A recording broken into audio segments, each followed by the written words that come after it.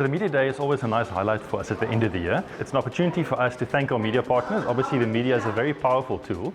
So when we have discussions throughout the year, we rely quite a lot on the media to spread the word, about what the topical issues are. It also forces us a little bit to reflect on what some of the big issues were in the previous year, and also I think a bit of a forecast in terms of what some of the big policy issues are going to be for the following year.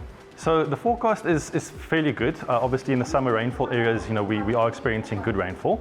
On the policy front though, there are going to be a number of challenges, but also a lot of opportunities. We're seeing some of the fundamental institutional reforms and logistics really starting to take shape, and we expect that to come into actual operation next year, which will be very positive.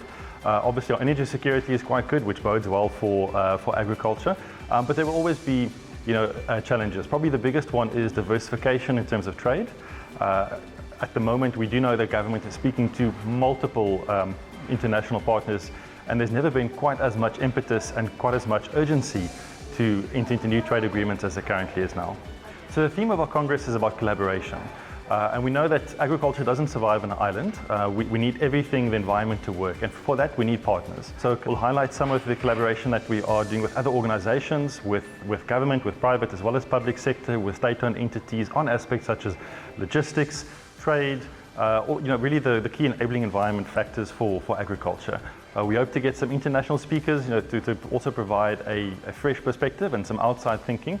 So we do hope it will be a great event. Look, for much of this year, the South African agricultural sector has been doing reasonably well. We already have the data now for the full year and, of course, releasing the fourth quarter figures. And the fourth quarter figures are telling us that the sector is pretty much in a healthy conditions.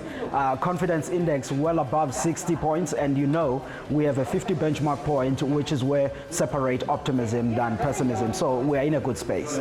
So while 2025 is generally a year of growth, and I would say an uneven recovery, it doesn't mean that all things are well. There are still some bit of things that are actually not going well. If I'm thinking about the roads, is the other area that we need to focus on improving. Municipalities, animal diseases, we're starting with the vaccination, but the problem is still there. So there's a lot of things that still needs to be improved. And of course, rural safety is among some of those aspects that we would focus on. But for long-term growth of the sector, I would say a release of land is the one area that we need to be focusing on even more.